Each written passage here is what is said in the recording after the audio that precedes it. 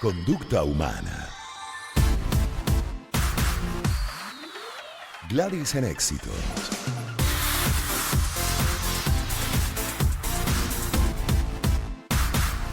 Pretendemos en el segmento de hoy despejar esta duda lógica, válida, de por qué 5 minutos de dolor parecen una eternidad, mientras que 5 horas de alegría se esfuman como un suspiro. ¿Qué es lo que nos pasa en este tipo de momentos? Por ejemplo, quienes tienen miedo a los aviones, puede ser un viaje muy corto, de media hora, pero vaya que se presente una turbulencia para que ese momento, que puede ser a lo mejor de 1 minuto, 2 minutos, se haga eterno, ¿cierto?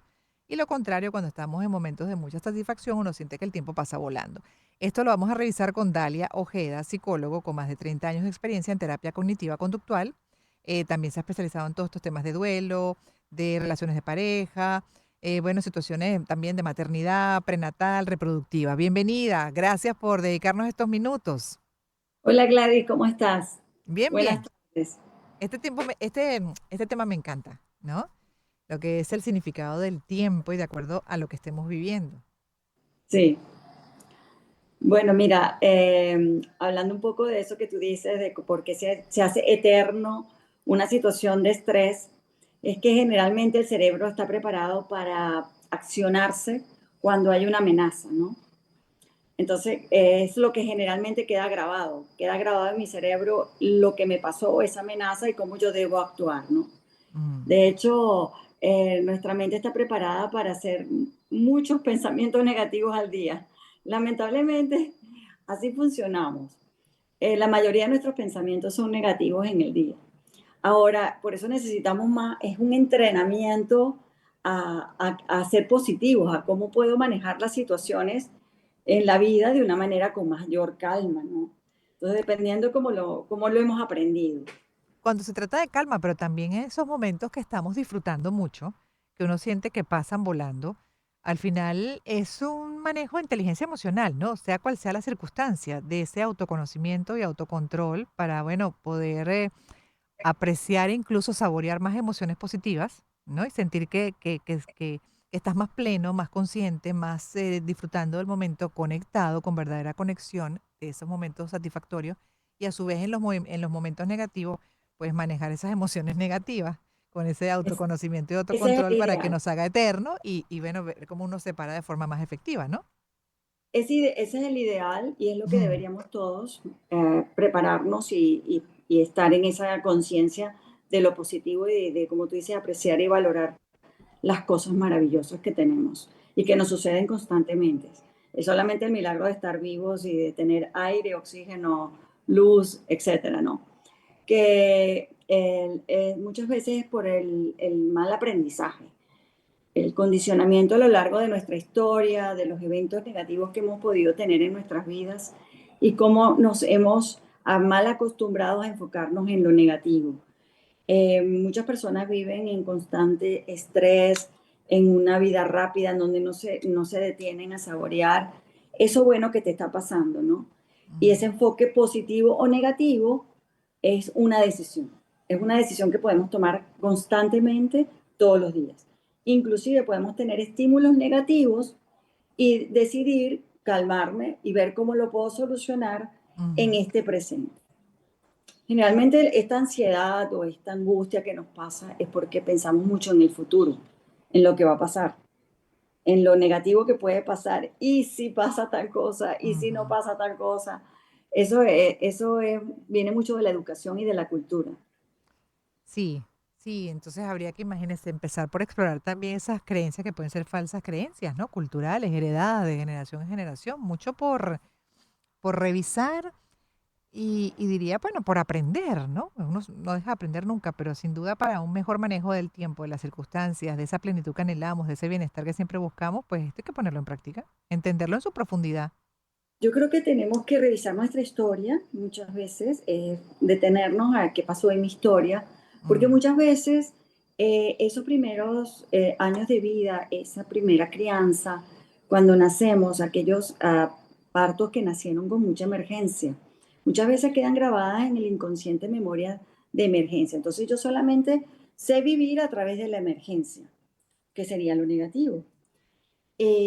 en la medida que nosotros vamos aprendiendo de nuestra historia, de nuestros padres, de la crianza, del mensaje que nos dieron ellos, del mensaje de mi entorno, sea de un maestro, sea de los padres, de los que me criaron, puedo dar cuenta de qué tan negativos fueron y qué Ujú, tanto yo me lo creí. Y esa elección, yo siempre voy a tener la elección de decidir qué puedo pensar o cómo lo puedo resolver de una manera muy negativa o de una manera más positiva, más de resolución de problemas, el creer ujú. en ti mismo, en tu capacidad. Entonces, esas falsas creencias, sí, deberíamos revisarlos constantemente, no solamente en terapia, sino también en cuál es mi estilo de pensamiento Ujú, constante, qué es lo que yo decido pensar constantemente, buscar las soluciones, qué sí. tanto crees en ti. De hecho, permítame que le incorpore acá unos datos interesantísimos, un artículo vinculado con esto que estamos desarrollando, que va subtitulando, ¿no? Entonces, el primero, por ejemplo, el título que ponen es El tiempo del reloj versus el tiempo del alma.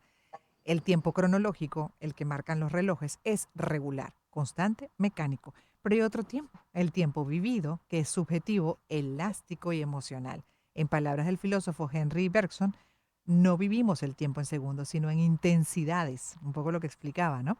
Y esto es evidente en cualquier situación emocional intensa. Una espera angustiante puede parecer interminable, mientras que una conversación apasionante parece evaporarse. En estos Exacto. casos no cambia el tiempo externo, sino nuestra forma de habitarlo. Y este artículo también, entre otras cosas, pues habla de que se puede entrenar la percepción del tiempo emocional, de ese que describe. Y sí, con prácticas como el mindfulness, la autorregulación emocional que hablábamos, inteligencia emocional, el trabajo terapéutico, pueden alterar la vivencia del tiempo, nuestra parada ante eso que nos rige, ¿no? Que muchas veces condiciona incluso nuestro estado emocional, no para evitar el dolor, pero sí para modular nuestra relación con él. Exacto. Es como enfocarnos, qué foco le damos Sí. a esto que estamos viviendo. Si yo lo quiero magnificar y ponerlo demasiado grave, catastrofizarlo y sentir que no puedo con eso, y por supuesto se va a hacer más eterno, Total. más fuerte, ¿no? Y va a durar más tiempo porque tú vas a recrear sin querer, vas a recrear esos pensamientos negativos, esos pensamientos bucles que van y vienen y se hacen, se entornan realmente muy graves. Y entonces allí es donde no, se extiende esa ansiedad o se extiende esa situación de estrés o de amenaza, ¿no? Y en Ujú, la medida que nosotros le buscamos la parte positiva o cómo resolver el problema, entonces vamos a enfocarnos en eso, en esa solución. Y cuando sentimos esa solución, ¿verdad? Es apreciar esa calma. Pero cuando estamos mal acostumbrados a vivir en un continuo estrés, es como que la calma o la relajación no la disfruto. Va a total. depender mucho de ese aprendizaje, a lo que yo le he dado valor. Por eso que sí, hay muchas técnicas de mejorarlo. De hecho, es preguntarte cómo quieres vivir. ¿Quieres vivir bajo estrés continuo o quieres vivir bajo una paz continua? Esa Mm, paz sería cómo buscarla, aprender a cómo buscarla. Porque eso sí, mi cerebro sí está mal acostumbrado a reaccionar, a vivir en la emergencia, a vivir en pensamientos negativos. ¿Por qué? Porque las situaciones de amenaza, el cerebro está preparado para esa situación de amenaza. Entonces, como nosotros estamos preparados para eso, bueno, la parte normal o bonita o relajada pasa desapercibida y es la ujú, memoria que queda. Entonces, por mm. eso es buscar relajarnos, enfocarnos en situaciones de paz o cómo yo puedo mantener un equilibrio interno mental ante una situación amenazante, que sería respirando profundo, Claro. pensar en si puedo resolverlo, buscar ayuda. Y también lo otro, como decía La- usted, que muchas veces perdemos de vista el presente y los momentos de cada día porque estamos anclados o en el pasado que ya fue o en la incertidumbre de un futuro que todavía no sabemos ni siquiera cómo va a llegar, porque la realidad es que uno lo que tiene es exactamente eso, el presente, ¿no? Uno no sabe ni qué va a pasar al no nos minuto enfocamos siguiente. en el presente. Entonces, este artículo también menciona lo del sesgo de la memoria emocional y entre otras cosas resalta que no solo percibimos el tiempo de forma distinta mientras lo vivimos, sino también cuando lo recordamos. La neuropsicología ha mostrado que los recuerdos dolorosos se almacenan con más detalles, que morbo, y se repiten con más frecuencia. Un fenómeno llamado rumiación, lo que usted decía del pensamiento bucle Rumiación. también. Por el contrario, los momentos felices son más volátiles, menos verbalizados y menos integrados en narrativas, y que esto contribuye a que mirando atrás el dolor parezca más largo y el placer más corto. Cambiar el enfoque es, Cambiar bueno, el- Y creo que sí. también es cultural. Mm, Tiene que ver también mucho con la cultura y con el mensaje negativo que podemos haber recibido. Si, ¿cuántos no me dijeron cuando estaba pequeña? ¿Cuánta culpa o cuántos castigos recibí?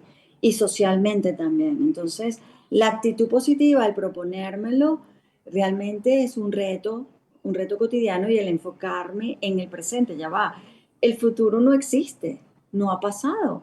El ujú, futuro es el presente, como yo estoy alimentando este presente, cómo yo exacto. lo estoy trabajando, cómo yo lo estoy resolviendo en este presente. Entonces, en la medida que nosotros nos enfocamos en este presente y en la resolución de problemas del día, porque cada día tiene su problema, su Ujú. afán, su Su situación, estrés, su ¿verdad? desafío. En esa medida que nosotros nos enfoquemos, en esa medida va a ser el futuro.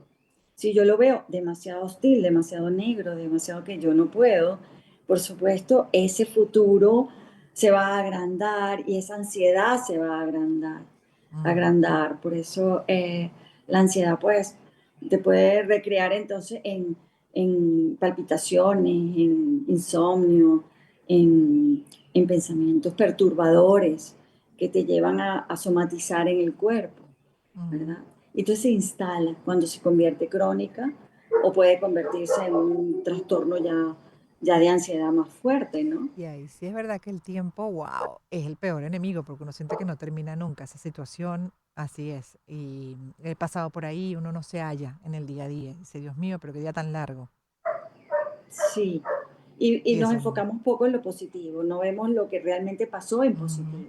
Por eso ujú. uno de los mejores ejercicios es el agradecimiento, sobre todo antes de dormir, agradecer lo que pasó bueno en el día y cómo lo pude resolver. Y si pasó algo negativo, cómo lo pude resolver. Y enfocarme en las cosas maravillosas que sucedieron, que sí logré. Entonces eso te va a reafirmar como persona, en tu autoestima, ¿no? Total. El, el agradecimiento constantemente, verle la solución a las cosas, enfocarme en este preciso presente. Total, de acuerdo en todo lo que ha dicho y le agradezco mucho su participación en el programa de hoy para hablar de este tema que siempre, bueno, es parte de la conversación incluso cotidiana, porque la ansiedad parece eterna y la tranquilidad efímera. En el segmento Conducta Humana, hoy hablando con Dalia Ojeda, psicólogo con más de 30 años de experiencia en terapia cognitiva conductual. Gracias, por haber estado con nosotros. Cuídese mucho y feliz tarde. Feliz tarde. En breve regresaremos, 2:31.